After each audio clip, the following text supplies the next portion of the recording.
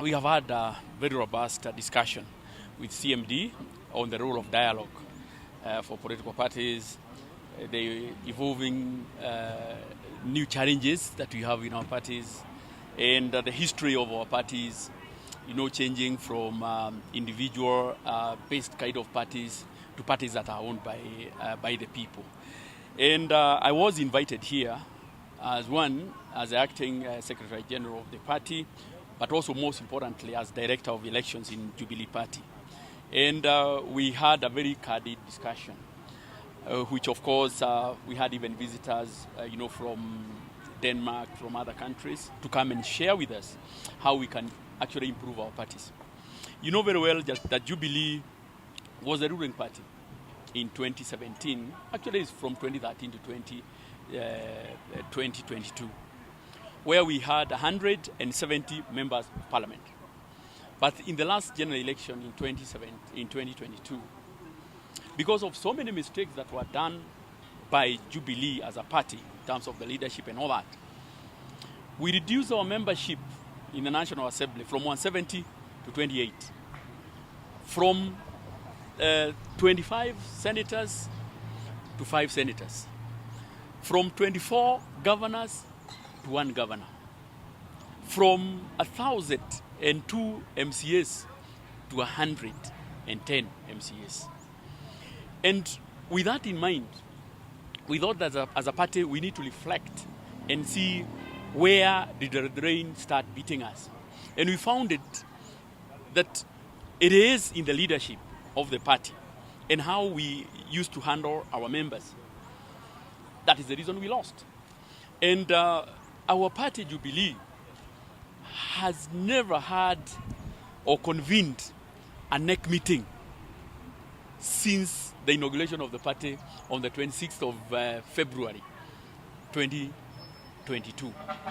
Until the day the chairman instructed the Deputy Secretary General to convene a NEC meeting, the first ever after a year, to at least take stock, have retrospect, and look at how we can improve our party to regain our lost glory. In the said NEC, a raft of changes were done constitutionally as per our party, where the vice chair was actually removed and replaced by Honorable Kainan. The treasurer was removed and replaced by Honorable Rachel Nyamai, and the Secretary General was removed, and I was put in an acting position. The Registrar of Political Parties received the minutes and everything to do with the deliberations of NEC, and she agreed with us that the NEC was properly constituted and all the deliberations that were arrived at were constitutional. And that is the reason we are in office. However, those who are aggrieved, knowing very, very clearly that there is an internal dispute resolution mechanism within the party before you move out, they decided to ignore all that and rushed court to try and get a stay and an injunction. We want to say that Jubilee is known as a peaceful party. What we have witnessed here today is totally not Jubilee. We don't fight. We don't have acrimonious disagreements. Whenever we agree to disagree, and we always respect our institutions. The behavior that you have seen today of the former Secretary General to bring along goons to come and disrupt an internationally covered function whereby we had dignitaries from all over the world is demeaning to our party. It is something that is totally unacceptable, and we want to condemn it with the greatest terms possible and tell them that that is not what Jubilee believes in. Jubilee, if you look at our logo, is a dove. A dove represents peace. And we want to tell the former Secretary General, I think he has learned the behavior of ODM too fast. They are known for goonism. They are known for violence. There is no way you can come and try to eject a constitutionally elected Secretary General from a podium that is not just a party issue, it's an international issue, depict us not in very good light. But I want to say that we stand unbowed. We are not moved. We will make sure that we reclaim our position as Jubilee and make sure that those few elements of those people who believe in Goonism are not tolerated in our party. I know the party internal dispute resolution mechanism and the disciplinary team has taken note of that, and I know very soon they will also be taking disciplinary measures.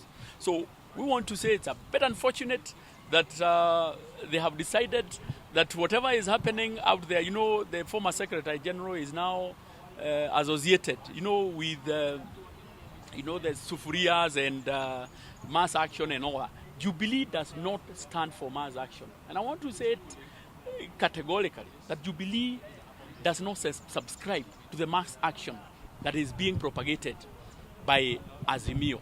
And we want to say, because if you look at the entire architecture of Azimio, Jubilee does not feature there. The presidential candidate that time is Excellency Raila Odinga is ODM. The deputy designated for Azimio, Martha Karua, is not Kenya. The chief minister designated for Azimio was Kalonzo Musyoka, who is Wiper. The other minister designated, special minister, was Peter Munya from PNU. So where is Jubilee? So whenever they talk about Azimio being in Jubilee, we are not there because structurally we are also not there. We want to urge our people in Jubilee to remain calm. For the record, if you go to the registrar of political parties, Jubilee has the highest number of members. Jubilee, and I want to repeat, Jubilee has the highest number of members in the country. We want to assure them that we are on the right trajectory. We are going to restore our lost glory. We might have lost members of parliament, senators, governors because of the previous regime or because of the leadership of the previous team. But the new team that you have put in will involve you in all decisions that we will be making, and we want to assure you that we will remain true to the cause that we are a peaceful party. We don't entertain at all any act of Goonism, any act of intolerance, any act of street demonstrations. We first of all want to explore all avenues to do with peace before we resort to any mass action. So we are not in any mass action, and we are not going to engage in mass action. If Kioni is going to do mass action, he is going there alone. And you have seen, he is not flanked by any leader whenever he goes for those functions. He is not. He is not only accompanied by goons. And we have told him that he's a fast learner. He has learned the bad manners of ODM who have actually mistreated us, even in the leadership of the house. Good.